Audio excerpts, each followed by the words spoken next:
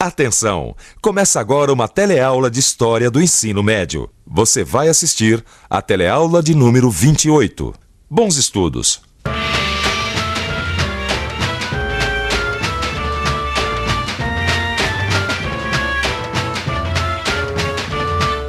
Se você acha que as ideias não ajudam a mudar o mundo, é porque você não conhece o século das luzes. Não tem problema, na teleaula de hoje você vai saber que século é esse. A teleaula de hoje vai falar de mudanças importantes que aconteceram no século XVIII, o período que ficou conhecido como século das luzes. A gente vai ver como as desigualdades sociais daquela época acabaram produzindo ideias inovadoras e como essas novas ideias foram se popularizando e contribuindo para transformar a política e a sociedade em vários reinos da Europa.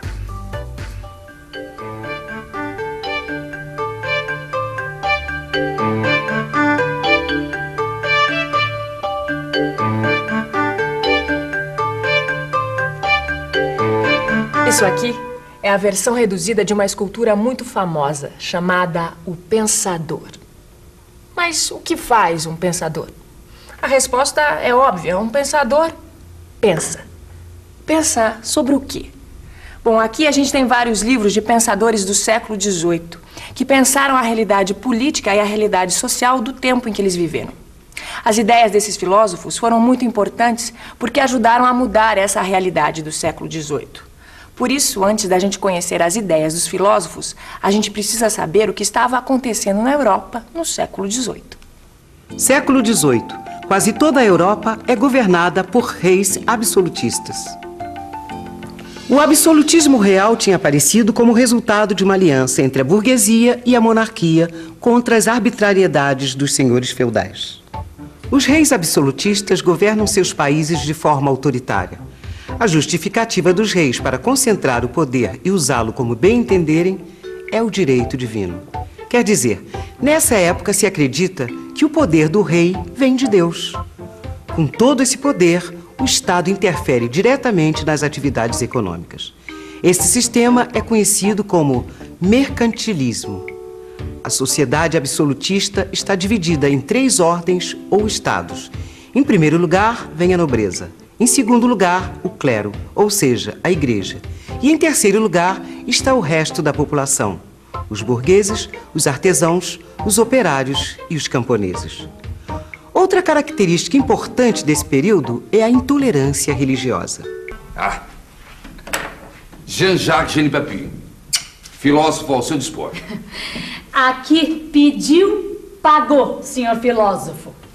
Ora, minha senhora, mas eu sou um pobre filósofo. E eu sou uma pobre taverneira que trabalha duro para pagar os impostos que os nobres, os padres e desocupados como o senhor não pagam. Desocupado eu, minha cara, mas eu sou um filósofo. Eu escrevo minhas ideias para o bem da sociedade. Olha, um dia os meus livros vão ser tão famosos como esses aqui. A senhora conhece? Olha, escute aqui, meu senhor. Eu terei muito prazer de apresentar esses maravilhosos filósofos para a senhora. Sente-se comigo, por favor. Não, eu tenho mais o que fazer. Olha, a senhora conhece Locke? Não, quem é esse? É um filósofo inglês. Imagina, senhora, que ele nega a origem divina do rei. Ele diz que a autoridade do rei é baseada no consentimento dos cidadãos. Trocando em miúdos, o que esse tal de Locke diz é que o rei só faz o que quer porque a gente deixa? De certa forma, é isso mesmo. Agora, deixe-me apresentar outro filósofo, Montesquieu. Esse maravilhoso filósofo diz que o governo deve ser dividido em 3 poderes: legislativo, executivo e judiciário. Peraí. Você está querendo me dizer que esse tal de Montesquieu sugere que o rei não faça ele mesmo as leis? Exatamente. Ele diz que as leis devem ser feitas por um poder à parte e reguladas por um outro poder. Olha que interessante. E o que mais o senhor tem aí? Voltaire. Esse é muito inteligente, muito divertido. Ele ridiculariza o absolutismo e é inimigo da igreja. E o meu favorito, Rousseau. E esse fala o quê? Segundo ele, as leis devem ser uma expressão da vontade do povo. Assim, a única forma de governo possível é a democracia absoluta. Gostei! Bom, pena que tudo isso só está no papel, não é? Porque na prática eu continuo trabalhando duro para pagar um monte de impostos. E falando nisso, o senhor continua me devendo o dinheiro do vinho. Mas essas coisas vão mudar, minha senhora. Essas novas ideias estão se tornando cada dia mais populares. Até nos cafés, nas tavernas, essas novas ideias são discutidas todos os dias. O absolutismo está com os dias contados. Ótimo! Agora, se o senhor não vai discutir outras ideias comigo, eu acho melhor o senhor pagar o vinho. Eu não vou ficar esperando até o fim do absolutismo, não é mesmo?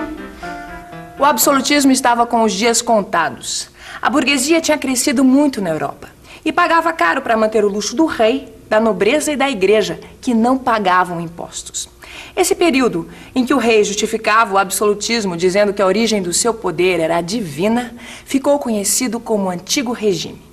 E com a crise econômica, as injustiças do Antigo Regime ficaram ainda maiores. Foi daí que surgiu uma reação intelectual contra o poder da época. As novas ideias exigiam que as condições de vida da humanidade fossem melhores. E os pensadores defendiam que o mundo deveria ser guiado pela razão. As teorias dos filósofos do século XVIII foram muito populares. Elas eram divulgadas em diferentes lugares e serviam aos propósitos dos grupos que combatiam o obscurantismo da igreja e o absolutismo real. As novas ideias também tiveram influência nas teorias econômicas. Na época, a economia funcionava segundo os princípios do mercantilismo. Isso implicava na intervenção do Estado na economia. Em oposição a esse sistema surgiram os economistas. Eles diziam que a riqueza dependia da liberdade econômica. Entre esses novos teóricos da economia estava o escocês Adam Smith. Ele foi um dos principais pensadores do liberalismo. Essa teoria defendia a ideia de que o trabalho do homem era a principal fonte da riqueza. A economia mudou mesmo no século XVIII. Depois da invenção da máquina a vapor, o trabalho foi ficando mecanizado. Era o começo da Revolução Industrial. No século XVIII, as condições de vida melhoraram e a população cresceu.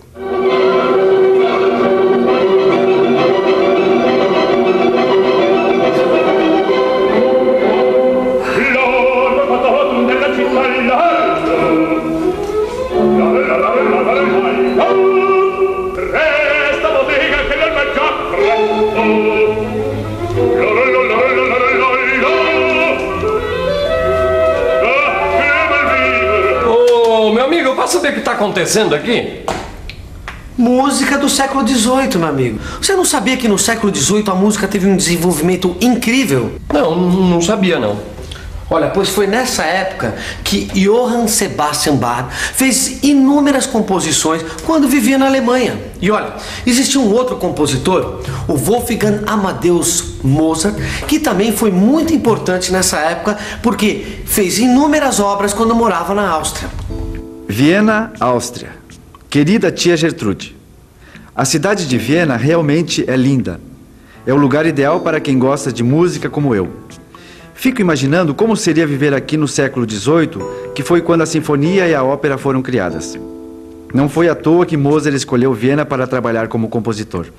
Pois é, aquela foi uma época de grandes avanços nas ciências e nas artes. É por isso que a gente diz hoje que o século XVIII foi o século das luzes. Tanto é que, como você já sabe, as novas ideias provocaram a crise e a queda do antigo regime absolutista. Os reis não queriam abrir mão do poder absoluto, mas ao mesmo tempo tinham medo de que as novas ideias pudessem ir longe demais. Para evitar o pior, vários reis da Europa introduziram reformas liberais. Esses reis foram chamados de déspotas esclarecidos. A palavra déspota significa senhor absoluto. Quer dizer, um déspota esclarecido continuava tendo o poder absoluto. A diferença é que eles tinham consciência de que as novas ideias eram legítimas e que precisavam ser levadas a sério. Os déspotas esclarecidos também foram chamados de reis filósofos, o que não quer dizer que eles pensassem exatamente como os filósofos da época. Veja uma frase de Frederico da Prússia que resume bem a atitude dos reis filósofos. Tudo para o povo, mas sem o povo. Só por essa frase dá pra gente entender bem qual era a filosofia dos déspotas esclarecidos. Reformas, sim. Participação popular no governo, nem pensar. Na política ficou tudo na mesma. Em compensação, na economia as coisas mudaram muito na Europa do século XVIII. Europa, século XVIII. Os déspotas esclarecidos tentam retardar os movimentos revolucionários adotando medidas liberalizantes. Alguns reis conseguem transformar seus reinos em verdadeiras potências. Na Prússia, Frederico II acaba com a servidão, incentiva a agricultura e cria ministérios para o comércio e o exército. Em Portugal, o ministro Marquês de Pombal se torna um dos estadistas mais destacados da época. Ele incentiva o desenvolvimento da agricultura e da extração de minerais na mais importante colônia portuguesa, o Brasil, e promove o desenvolvimento de indústrias em Portugal. Na Espanha, o rei Carlos III reforma o sistema colonial, introduz novas indústrias no país e divide grandes extensões de terras improdutivas entre os lavradores. Na Inglaterra, o absolutismo já deixou de existir. O rei continua em seu trono, mas quem governa é o primeiro-ministro com o apoio do parlamento. O aumento da produção industrial na Inglaterra intensifica o desenvolvimento do comércio. A poderosa frota inglesa garante a distribuição dos produtos. E o monopólio do comércio de escravos na América gera lucros imensos para os capitalistas ingleses. A Inglaterra se transforma na primeira potência econômica mundial. A França ficou de fora desse progresso. A monarquia francesa não quis fazer as reformas que poderiam melhorar a situação do povo. E logo o antigo regime começou a desmoronar naquele país. Mas isso já é assunto para uma outra teleaula. Por enquanto, a gente fica com a revisão. E atenção, se liga aí que é hora da revisão. Na teleaula de hoje, você aprendeu que o século XVIII ficou conhecido como Século das Luzes, por ter sido uma época de grande desenvolvimento no campo das ideias, da ciência, das artes e da cultura. Você também conheceu as novas ideias dos filósofos, que se opunham ao absolutismo e às desigualdades sociais do antigo regime. Finalmente você viu que alguns reis, os chamados déspotas esclarecidos, introduziram reformas liberalizantes para evitar que novas ideias provocassem revoluções sociais. E que essas reformas fizeram com que alguns reinos se tornassem verdadeiras potências comerciais. E já que a gente falou tanto em ideias hoje, eu vou dar uma ideia para você. Estude o seu livro de História Geral. Assim você vai entender muito melhor os acontecimentos e as ideias do Século das Luzes. Até a próxima!